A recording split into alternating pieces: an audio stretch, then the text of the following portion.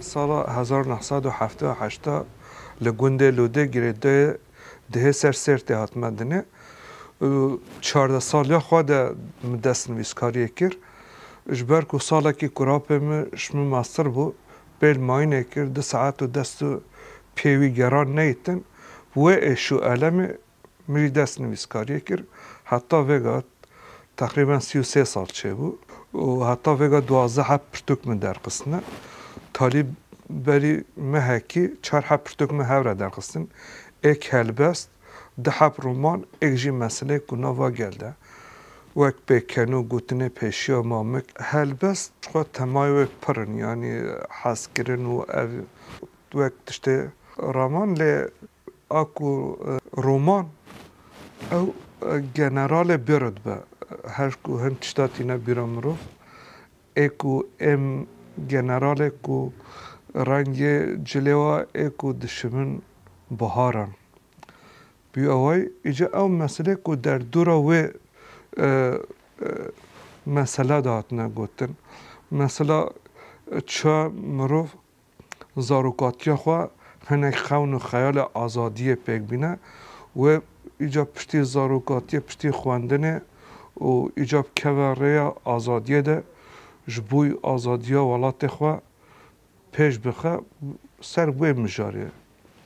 آد دواجی خورتکی ام بیجن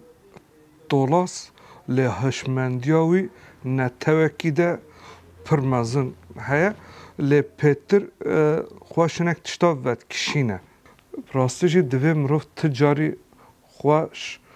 اش راستیا خواش قوم خواش نتوا خواش چند و زمان خواش دونه خواش جبر وی 14 سالی خواش حتی ویگا 47 سالی خواش در 33 سالا ده 12 پرتوک یعنی مگو بلا او زمان ون دانه به جبوی چند خواش زمان خواش نتوا خواش کمنو شوپی خواش و مازنه خواش دوی افتش جبر وی که اف کدا کو ام ددنه راستی جم دوی وره خوانده بین خویا کرن یعنی اف میناک شخین اف 4 پرتو که نو درکتی 4 ساله ده زیده 2 ساعت نرازم یعنی ام وی هدی دسپرن خواندوان و گله کرد یعنی رول و مسیونا راستی جی گرن یعنی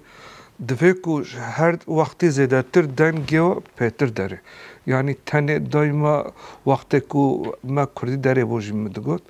یعنی هم تنه نویسکار نکوک علعالو که شمی ام خواب وار مین راستی جی چاق دم وار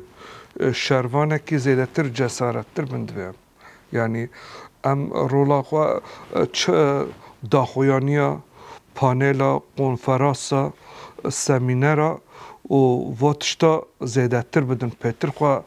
کلانه و مجول کنه تنه قنجکه کی ده تنه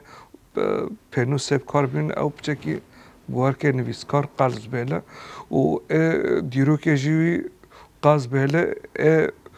تنه شخینی خوازی ها نابش